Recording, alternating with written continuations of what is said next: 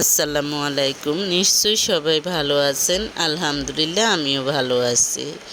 ছোটবেলা থেকে শেখার আগ্রহ তৈরি করুন, যা মস্তিষ্কের দ্রুত সংযোগ বাড়াতে সহায়ক। অর্থাৎ সব মা বাবাই চায় আমার সন্তান মেধাবী হোক।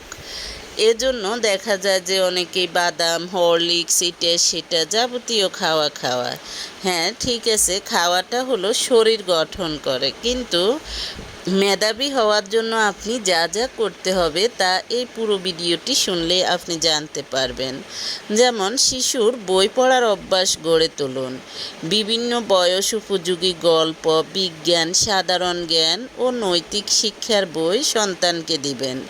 এতে করে শিশুর শব্দভাণ্ডার বাড়বে, কল্পনা শক্তি ও চিন্তার গভীরতা বাড়বে। চার দেয়ালের ঘরের বাইরেও একটা আশ্চর্য সুন্দর পৃথিবী আছে, এটা সে বুঝতে পারে। তার নিজের একটা কল্পনার জগৎ তৈরি হয়। তাই আপনার শিশু সন্তানকে বইমুখী করে গড়ে তুলুন।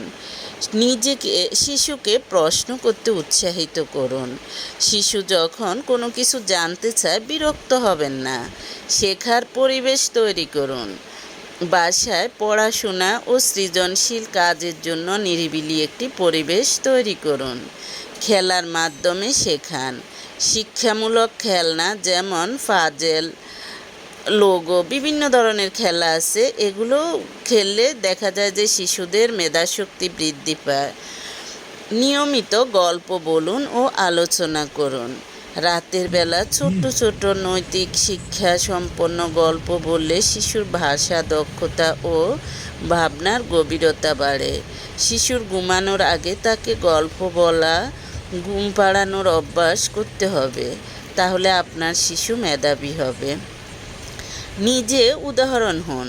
আপনি যেমন আচরণ করবেন, সন্তান সেটাই শিখবে। শৃঙ্খলা, মনোযোগ, কৌতূহলী মন, এসব গুণ নিজের মধ্যে থাকলে সন্তান তা অনুসরণ করবে। আপনি যদি ভালো কাজ করেন, আপনার সন্তান অবশ্যই ভালো কাজ করবে।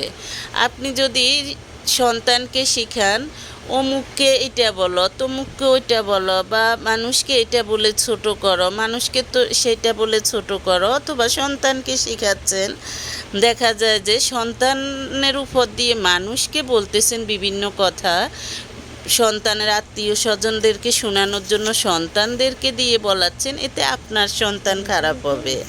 দেখা যাবে যে আপনি শিখাচ্ছেন অন্য মানুষকে করানোর জন্য। এই কাজগুলো সন্তান একদিন আপনার সাথেই করবে। তার দেখা যায় যে এতে মেধাশক্তির হ্রাস পাবে। তারপর বিভিন্ন কর্মদক্ষ